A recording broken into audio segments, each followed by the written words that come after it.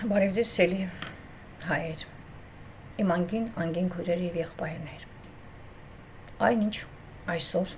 հենց հիմա կատարվում է Ամուլսարում անկախության վերականգնման հռչակագրի հայրենադեղ դիրքերի կոպիտ խախտման հետևանք է։ Ոչ մեկի կողմից չհերքված տեղեկությունների համաձայն հայ ազգի սեփականությունը նախկին կառավարությունը վաճառել է օտարին, իսկ սրանց օրոք հիմնական սեփականատեր են դարձել 40 օսմանյան թուրքեր և այժմ հայ ոստիկանությունն ու մասնավոր պահնորդական ուժերը, զինված բանդան, հայությունից պաշտպանում են թուրքերի ունեցվածքը, որպեսզի թուրքերը տանեն Ամուլսարի հարստությունը, նաև թունավորեն ջերմուկը, արփա գետի միջոցով Սևանա լիճը և ի վերջո ամբողջ Հայաստանն ու հայությանը։ Այս ատիպիկ ոչ թե սպիտակ, այլ իրական մեծ եղեռնի վերջակետն է, որը իրականացվում է նախկին և այժմյան վարչակարգերի միջոցով։ Ինչպես գիտեք, մեր ազգային վերլուծական ակումբի ձևավորման պահից սկսված բոլոր մեզ տրված հնարավորություններն օգտագործելով փորձել ենք առանձին անհատների և գոյություն ունեցող խմբերի ներկայացնենք և բացատրենք այն բացթողումներն ու քաղաքական հանցագործությունները, որոնք իրականացվել են Հայաստանի անկախությունը հռչակելու տարուց սկսված։ Միաժամանակ շեշտում ենք, որ պետության և հասարակական հարաբերություններում չկան մանրուքներ։ Պատահական չէ, որ ասում են, սատանան մանրուքներում է միշտ թաքնվում։ Երբ մենք խոսում ենք կազմակերպված աղավաղվող խորհրդանիշների մասին, օրինակ, խոսում ենք զինանշանի մասին։ Եթե համեմատենք, որը 1918-20 թվականներին մարտնչող միացյալ և անկախ Հայաստանի գաղափարների խորհրդանիշն էր կրում, որը համաշխարհային գլոբալիստական ուժերի պահանջով ամեն զիջման պատրաստ գնալու պայմանով, ինչ արեցին, դարձրեցին համաշխարհային կառավարության պատվերը կատարող երկիրը խորհրդանշող զինանշան։ Առաջին, երկրորդ, երրորդ հանրապետություններ հայտարարելը իմաստազրկում է ընդհանրապես մեր անկախության գաղափարը, մեզ հակադարձում էին, որ դրանք էական չեն և անհրաժեշտ է կենտրոնանալ ներքին քայլերով երկրի տնտեսության զարգացման, իսկ միջազգային հարաբերություններում էլ Արցախի խնդրում հայանպաստ որոշման հասնելու։ Այն, որ տարին տարու վրա Հայաստանի տնտեսությունը ավիրվում է, իսկ միջազգային հարաբերությունների դաշտում էլ ավելի ու ավելի է կոշտանում տարբեր երկրների ու միջազգային կառույցների հակահայկական դիրքորոշումը, իրենց մեղքի առյուծի բաժինը ունեն այն քաղաքական ուժերը, որոնք անկախ նրանից գիտակցելով, թե անգիտակցաբար, կամա թե ակամա, ոչ միայն չըմբոստացան, այլ շրջանառության մեջ դրեցին հակազգային, ապազգային, հակապետական այն խորհրդանիշներն ու հասարակական տերմինները, որոնք կազմակերպված մցրել են և մցնում են հասարակության բառապաշարի մեջ։ Եթե 2 տարի առաջ Հայաստանի քաղաքացի հասկացողությունը բացակայում էր քաղաքական գործիչների ու վերլուծողների բառապաշարից, ապա այժմ իշխող է դարձել ոչ թե հայ ազգ, նույնիսկ անգամ հայ ժողովուրդ բառակապակցությունը, այլ վտանգավոր էթնիկական հիմքից զուրկ Հայաստանի քաղաքացին դարձել է համատարած ու ընդհանուր։ Շատ ավելի վտանգավոր է անկախության հռչակագրի պարագայում։ Երբ մենք նշում ենք, որ անկախության հռչակագիր ընդունելուց ընդամենը օրեր հետո խախտվել է անկախության հռչակագիրը, մեզ հակադարձում էին նորից ու նորից, որ անկախության հռչակագիրը իբր թե դեկլարատիվ, հետաքրքիր է, հասկանում են արդյոք այդ բառի իմաստը, և իբր թե չունի իրավական ուժ։ Թավշյա իշխանության արդյունքում շատ շատեր ակտիվացան եւ մեզ մոտ առաջացավ այն հույսը, որ կբարձրանա նաեւ նախկինում մեր բարձրացած հարցերի նկատմամբ հետաքրքրությունը, հատկապես հետաքրքրությունը անկախության հռչակագրի նկատմամբ։ Ցավոք սրտի մեր սպասելիքները չարդարացան եւ մենք ստիպված էինք գրել 28 օգոստոսի 18 թվականին, սրանից 2 տարի առաջ, մի նյութ, որը վերնագրված էր այսպես. կարդացեք ու կցնցվեք նաև դուք։ Այդ նյութը նվիրված էր 100 օրվան եւ Թավշյա հեղափոխությունից հետո, այսպես կոչված Թավշյա հեղափոխությունից հետո, վարչապետը նշում էր իր 100 օրը։ Ես նյութը վերնագրված էր 100 օր, որ ցնցեց աշխարհը։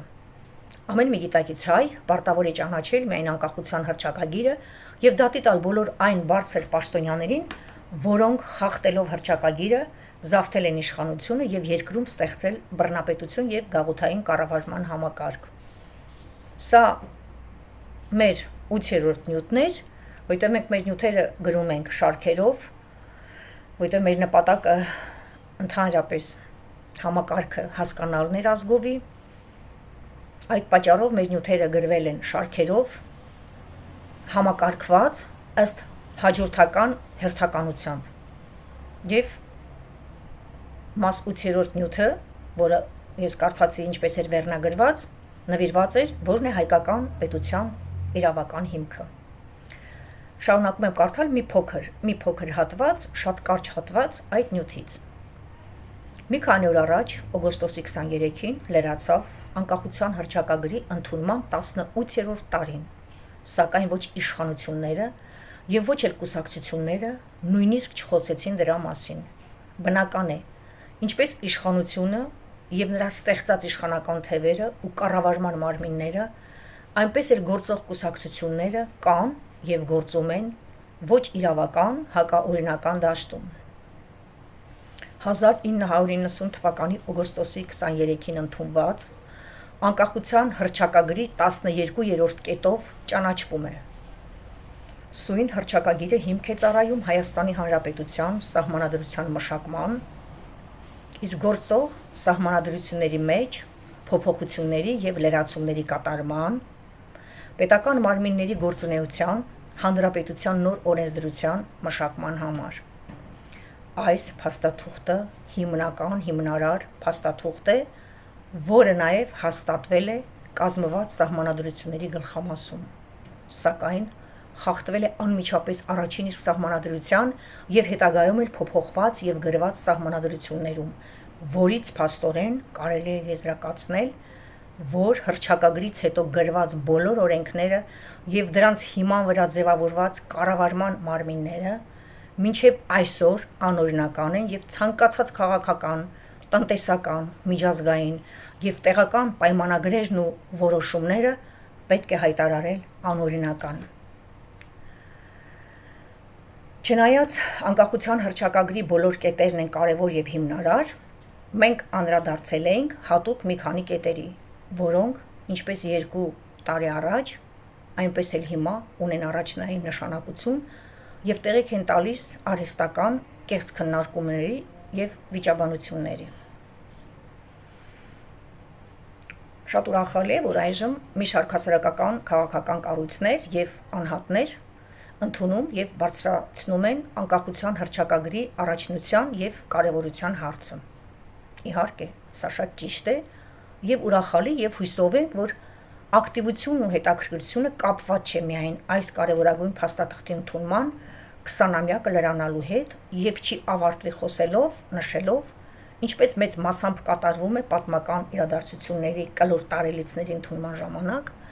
եւ որ չեն Սարգի անկախության հռչակագրի ընդունման 20-ամյակը մայիսյան հերոսամարտի 100-ամյակի նման, երբ 100-ամյակը նշեցին Էլթոն Ջոնի ու Կալի Կակալինկայի շուրջպարով, որի համար էլ հասանք այնտեղ, որտեղ որ հասել ենք հիմա, իսկ դրա վտանգը կա։ Խոսում է անկախության հռչակագրի մասին, բայց չի ներկայացվում, թե կոնկրետ ինչ հակասություն կա այժմ Հայաստանում 30 տարվա ընթացքում ձևավորված հասարակական, քաղաքական համակարգի և անկախության հռչակագրի միջև։ Խոսվում է անկախության հռչակագրի մասին, սակայն չեն ասում, որ անկախության հռչակագիր հիմնարար փաստաթղթի անվանումը ընդունման պահին եղել է անկախության վերականգնման հռչակագիր, որով կարելի է պետական և ազգային դավաճանություն բնութագրել Երրորդ հանրապետություն հասկացողությունը և այն արտաքին քաղաքականությունը, որը բխում է այս հասկացողությունից և Հայաստանը դարձրել են ինչպես Ռուսաստանի, Եվրոպայի, Ամերիկայի, այնպես էլ համաշխարհային կառավարության գաղութն ու տարբեր ոլորտներում կեղտոտ փորձարկումների փորձադաշտ ու լաբորատորիա սարքել։ Խոսքը չի վերաբերում միայն ընդերքը թալանելուն, անվտանգության օբյեկտները օտարներին հանձնելուն և նույնիսկ գարձացրել առողջապահության նախարարի միջոցով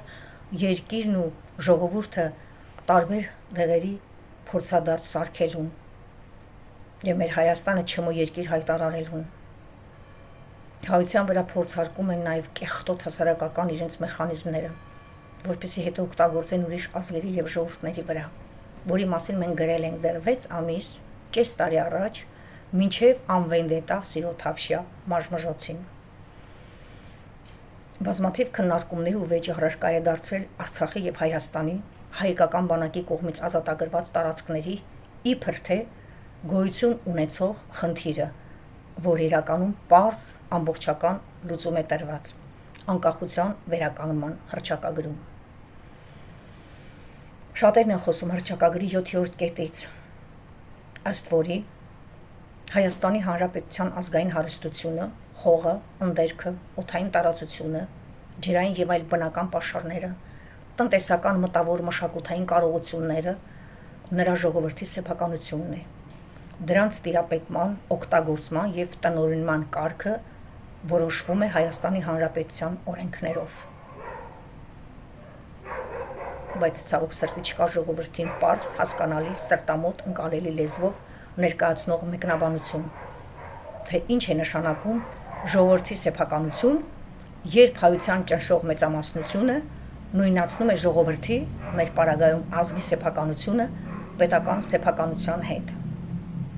Միակ ազգային վերլուծական ակումբի և համահայկական ազգային համաձայնություն կառույցի անդամ մեր հարգարժան Արամ Գաբրիելյանն է, որը տարիներ շարունակ ներկայացնում է այս խնդիրը և այն մեխանիզմները, որով պետք է իրականացվի հայ ազգի սեփականության իրականացումը։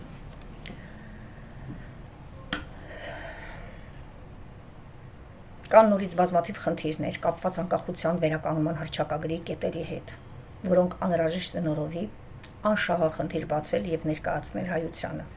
որին անհամբեր կսպասենք մենք, որից հետո կշարունակենք ներկայացնել անկախության վերականգնման հռչակագիրը առանձին զրույցով, կետ առ կետ։ Վերջը պիտի հասկանանք, որ գիտությունն է ամենահզոր և միակ զենքը, որ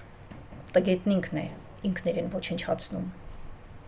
ով տիրապետում է այդ զենքին, նա է հաղթում,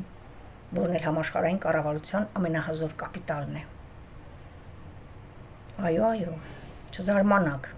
կապիտալիզմի ամենամեծ ռեսուրսը ոչ փողն է, ոչ բնությունը, ոչ նավթը, ոչ էլ բնական ռեսուրսները, այլ այն ապաշնորհների հսկայածավալ զանգվածը, որոնք չեն կարողանում վերլուծեն, հասկանան, մարսեն, ճիշտ փոխանցեն ինֆորմացիան ու չկողմնորոշված, մոլորված հայությանը, կներեք հանրությանը, մարսային ու ամբոխին համաշխարհային կառավարության զոհն են դարձնում,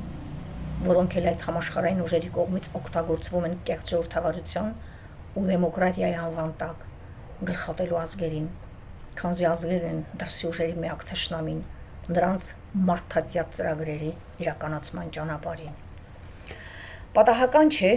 ասված, ցանկացած ժողովրդին ոչնչացնելու համար անհրաժեշտ է մի խումբ անսկզբունք տականք և որոշակի անկիրթ զանգված։ Գոյություն ունի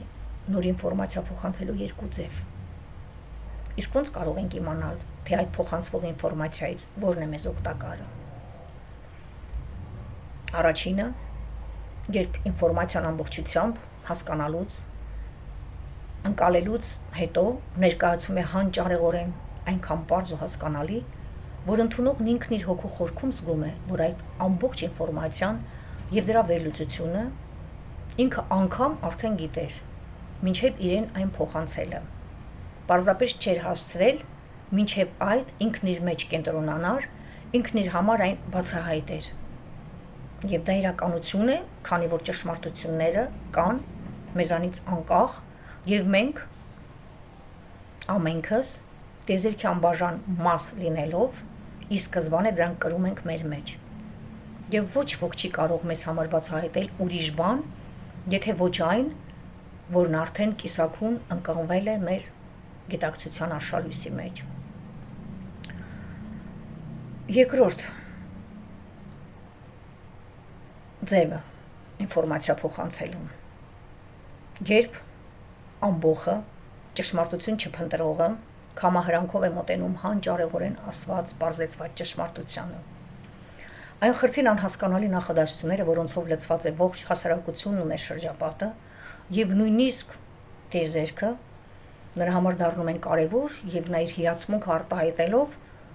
ցանկանում է ցույց տալ, որ այդ բոլորն իր համար հասկանալի են, չնայած որ դրանց մեջ չկա որևէ հասկանալի իմաստ եւ ինֆորմացիա, որ փոխանցողն ինքն էլ անգամ չգիտի իր փոխանցած ինֆորմացիայի իրական իմաստն ու խորությունը։ Այստեղ եւս գործում է պատճառը հետևանքային կապը։ Փիլիսոփաներ կոչվող անձանց մեծ մասը իրականում իրենց ողջ կյանքում բարերի հետ պարզապես խաղալով են զբաղվել։ Դրանց հակառակ, օրինակ, վերցնենք Գարեգին Նժդեհին, Հայկ Ասատրյանին եւ ի վերջո մեր մեծ անհանջարեղ ամենայն հայոց բանաստեղծ Հովհաննես Թումանյանին։ Նրանց գործերում չկան ավելորդ բառեր, ավելորդ արհեստական ճոխություն եւ բառախաղեր, քանզի նրանք մեզ համար բացում են տիեզերքի բնության եւ հասարակության օրենքները եւ ցույց են տալիս մեր տեղ այդ բոլորում, որ մենք ամբողջի մաս լինելով ամբողջն ենք կրում մեր մեջ։ Դրանով է, որ բարձրանում ենք մեր հողեղեն մարմնից եւ Աստվածանում, ինչպես որոշված էր նախախնամությամբ։ Հարց է ծնվում, որն է այս ստեղծված համաշխարհային վտանգավոր ու բարդ իրավիճակից դուրս գալու ելքը, մեր ազգի ու հայերի սփրկության ճամփան։ Նժդեի խոսքերը տեղին է այստեղ մեջ բերելը։ Այն ազգը, ուր ճշմարիտ մտավորականությունը առաջնորդի իր դերի մեջ չէ, այնտեղ ժողովուրդը կույր է, նաև պառակտված։ Մտավորականության դեր ազգի կյանքում այնքան առաջնային անհրաժեշտ ու պարտադիր է, ինչպես ընտանիքում ծնողների, հատկապես հոր դերը երեխաների կյանքում։ Ծնողը առաջին ուսուցիչն ու կյանքի կենդանի մոդելի վառ օրինակն է երեխաների կյանքում։ Այո, մեզ իրական ճշմարիտ հայ մտավորական այրեր,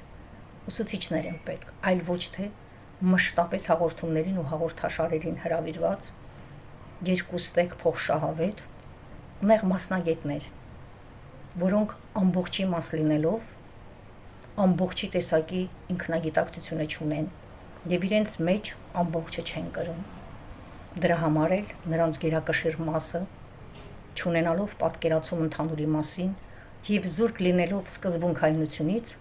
դառնում են նեղ նյութապաշտ եւ ի վերջո գործիք համաշխարհային ուժերի եւ նրանց դրածո տեղական խամաճիկ ստրուկների ձեռքին։ Այսօր հայությունը հիմնականում ժողովուրդ է, այն էլ զուրկ անգամ սոցիալական դաշտում միավորվելուց։ Ոնց Նժդեհն է ասել, ազգը հզորացնելու համար պիտի հայ ժողովուրդը ցեղենք։ Միայն ժողովրդի ինքնագիտակցումը բարձրացնելով է հնարավոր։ Մի ժողովրդի ինքնագիտակցումը հնարավոր է միայն իր պատմության միջոցով բարձրացնել։ Ժողովուրդներն այն չափով են ազգ, ինչ չափով որ բյուրեղացած եւ զորավոր է այդ ինքնագիտակցությունը։ Չկա ավելի մեծ հանցանք, ուրացում, քան իր սեփական պատմության անծանոթ լինելը։ Նմանը զուրկ պատմական զգացումից եւ հիշողությունից ազգ չէ։ Սեփական պատմությունն է մեր իմաստուն խորհրդականը, մեր հոգու դայակը, մեր ազգային խղճմտանքի վարիչը։ Իր պատմությանը ծանոթը երկու բան լավապես գիտի։ Նա գիտի, թե ինչ կարող է անել եւ ինչ պետք է անել հայն ու Հայաստանը հավերժացնելու համար։ Դրա համար էլ Հայաստանը զավթած միջազգային կառավարության դրածոները իրենց հարված ուղղել են հայ գրականության ու հայոց պատմության վրա։